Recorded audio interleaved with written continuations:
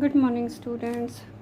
चलो आज का वीडियो पिछले वाले वीडियो को ज्वाइन करते हुए शुरू करते हैं। पिछले वाले वीडियो के अंदर अपन ने ये सारे स्ट्रक्चर्स की बात करी थी।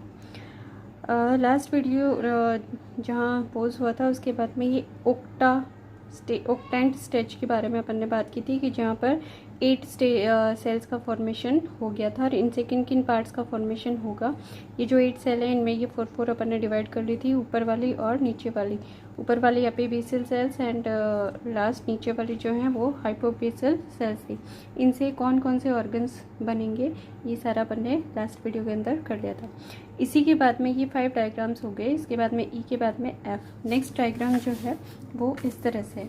अब आगे का डिवीज़न जैसे कंप्लीट होगा, ये इतना पार्ट हो चुका था, इतना डिवीज़न होने से ये ऑक्टेंट स्ट्रक्चर अपने पास बन गई थी।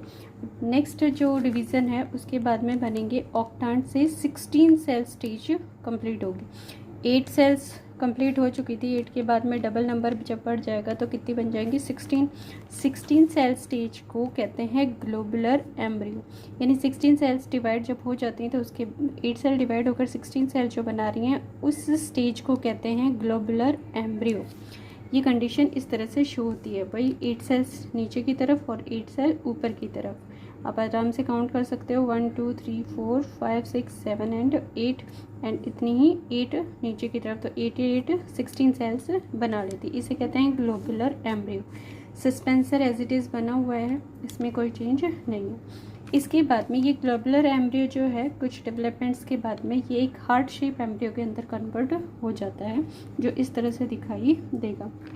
इसे कहते हैं हार्ट शेप। देखिए ये इंटरनल जो पार्ट है ये एक हार्ट की शेप ले लेता है, इस तरह से इसका कर्व बन जाता है।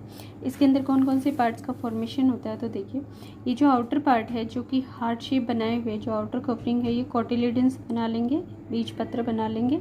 इसे कहते हैं 2 कॉटिलेडन्स। ये डाइकोट्स के अंदर डबल कॉटिलेडन बन जाएंगे। इसके बाद में कॉटिलेडन्स की जस्ट इंटरनल जो पार्ट है या कॉटिलेडन्स जो है जहाँ पर मूव हो रहे हैं, ये वाला जो स्ट्रक्चर बनी हुई है इसको कहते हैं अपने प्लूमूल। ठीक है, इसे कहेंगे प्लूमूल।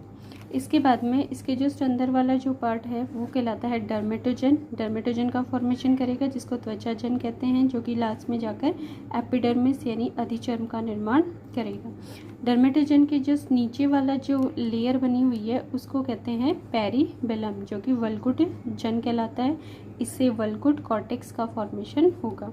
उसके बाद में सबसे इंटरनल जो लेयर है उससे बनेगा प्लूरोम, जिसको रंभ जन के नाम से जानते हैं, जिससे रंभ यानी कि पित्त का फॉर्मेशन होगा। पित्त, कॉर्टेक्स, एपिडर्मिस, इन सब स्ट्रक्चर्स की बात अपन ने 11th क्लास में पढ़ी हुई है। ठीक है, इस अकॉर्डिंग ये हार्ट शेप स्ट्रक्चर में इतने इतने पार्ट्स बन जाएंगे और ये सब ऑर्गन्स का फॉर्मेशन इसमें होगा। एट लास्ट ये और डेवलपमेंट होने के बाद में लास्ट जो चीज़ है वो इस तरह से ये फॉर्म्ड कर लेगा। धीरे धीरे करके एंडोस्पर्म पूरी तरह से ख़त्म होता चला जा रहा है। ठीक है, तो ये एंडोस्पर्म तो पूरा ख़त्म होता चला जाएगा क्योंकि ये तो न्यूट्रिशन प्रोवाइड करवा रहा है। और एट लास्ट ये स्ट्रक्चर रह जाती है। ये जो हार्ट शेप था ये जिससे कि 2 कॉटिलेडन्स का फॉर्मेशन हो रहा था ये आगे की तरफ ग्रोथ करते चले जाएंगे इस अकॉर्डिंग, तो ये डबल कॉटिलेडन्स बन गए। ये इंटरनल जो प्लूमूल यहाँ पर जो बताया था ये प्लूमूल बन गया है।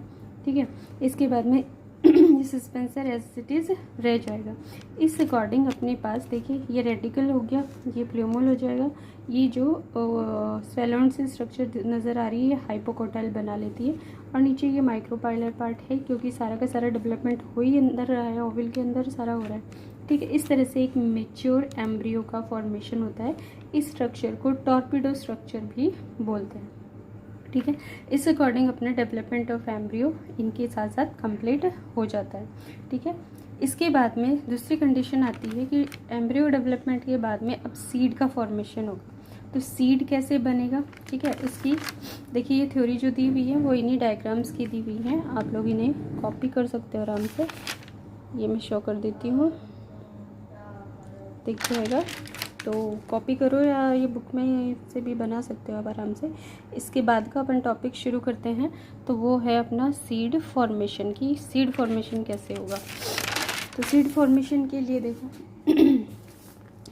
सीड क्या है एक्चुअल में, सेक्सुअल रिप्रोडक्शन का लास्ट प्रोडक्ट होता है, यानी लैंगिक जनन का आखिरी जो उत्पाद है, यानी कि फाइनली अपन को बनाना क्या होता है, सीड यानी कि बीज बनाना है, तो ये इसका लास्ट प्रोडक्ट है। डबल फर्टिलाइजेशन यानी दोहरे निषेचन के बाद एम्ब्रियो सैक जो भ्रूणकोश था उसमें एम्ब्रियो और एंडोस्पर्म का डेवलपमेंट होता है, एम्ब्रियो और एंडोस्पर्म का डेवलपमेंट होता है। इसके बाद में कंप्लीट जो ओवल है, जो बीजांड है, एक सीड की फॉर्म में डेवलप होगा, एक सीड के रूप में वो विकसित होता है।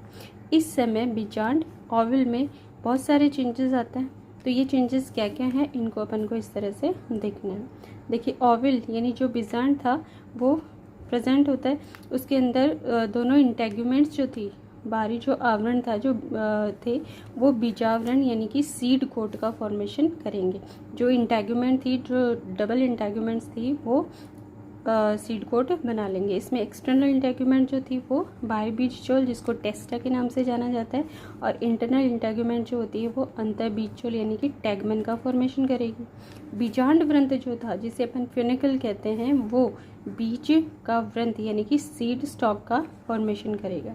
बीजांड काय जिसके जस्ट ऊपर फ्यूनिकल के जस्ट ऊपर जो न्यूसेलस का पार्ट था वो बीजांड का ही न्यूसेलस का मेन पार्ट एम्ब्रियो डेवलपमेंट में काम आ जाता है, यानी कि डिजनरेट हो जाएगा किस टाइप, जब एम्ब्रियो का डेवलपमेंट होगा तब। कुछ सीड्स में न्यूसेलस एक पतली झिल्ली यानी कि एक थिन मेम्ब्रेन की फॉर्म में बचा रह जाता है, शेष रह जाता है, तो उससे वो जो मेम्ब्रेन होती है वो पेरिस्पर्म का फॉर्मेशन कर लेगी, जिसे परिभ्रूणकोश कहते हैं। ये किसी में होता है किसी में नहीं। एक्चुअल में जो सीड प्लांट्स हैं उनके अंदर ये डिजनरेट हो जाता है, खर्च हो जाता है, लेकिन अगर बाई चांस किसी में थोड़ा बहुत रह जाता है तो एक बारीक सी झिल्ली की तरह रह जाता है जिसको पेरिस्पर्म कहा जाएगा। जैसे कि ब्लैक पेपर, काली मिर्च आप सबने देखी हुई है, उसका जो ऊपर वाला पार्ट है वो पेरिस्पर्म का पार्ट। बीजांड ओवल से सीड बनता है, बनने के टाइम ड्यूरेशन में होने वाले कुछ इंपॉर्टेंट चेंजेस है। बीजांड व्रंत यानी जो फेनिकल था वो सीड स्टॉक बनाता है, बीज का व्रंत बनाएगा। नाभिका हाइलम जो थी, इन सबको याद करने के लिए ओवल के डायग्राम, ओवल का जो डायग्राम था वो याद होना जरूरी है। तो नाभिका हाइलम जो थी वो एज इट इज़ बनी रह जाती है, ये सीड के अंदर भी बनी रहती है, प्रेजेंट रहती है। बीजांड का जो न्यूसेलस था वो डिजनरेट हो जाता है, वो एम्ब्रियो डेवलपमेंट के टाइम में डिजनरेट हो जाएगा, अपहाश्रित हो जाएगा, और किसी किसी में बचा हुआ है तो वो पेरिस्पर्म बना लेगा। अदर इंटेग्यूमेंट सीड कोट बना लेते हैं जो कि टेस्टा और टैगमन कहलाते हैं।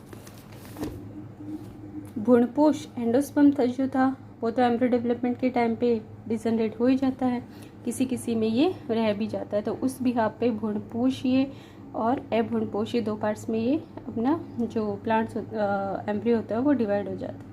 तो ये किसी में डिजनरेट और किसी में बचा रह जाता है। उसके बाद में सहायक व प्रतिमुखी कोशिकाएं, सिनरिस्ट और एंटीपोडल सेल, ये सब जानते हो कि ये जो डेवलपमेंट के टाइम में डिजनरेट हो जाती हैं, अपाश्रित हो जाती हैं, यानी नहीं बचती। एग सेल जो है थी, अंड कोशिका जो थी वो एम्ब्रियो का डेवलपमेंट करती है, और जो द्वितीयक केंद्रक पोलर न्यूक्लियस था वो एंडोस्पर्म बना लेता है, जो कि सेकेंडरी न्यूक्लियस था वो क्या बना लेता है, एंडोस्पर्म, भ्रूणपोष। और भ्रूणपोष जो एम्ब्रियो डेवलपमेंट था उसको न्यूट्रिशन प्रोवाइड करवाता है एम्ब्रियो डेवलपमेंट के टाइम, और डिजनरेट हो जाता है। नहीं होता तो बचा रह जाता है, जिसको भ्रूणपोष ये बोलते हैं, और जिनमें रह जाता है उनको तो भ्रूणपोषी बोलते हैं, जिनमें नहीं रहता वो अभ्रूणपोषी कहलाएंगे। ठीक है, चलो नेक्स्ट।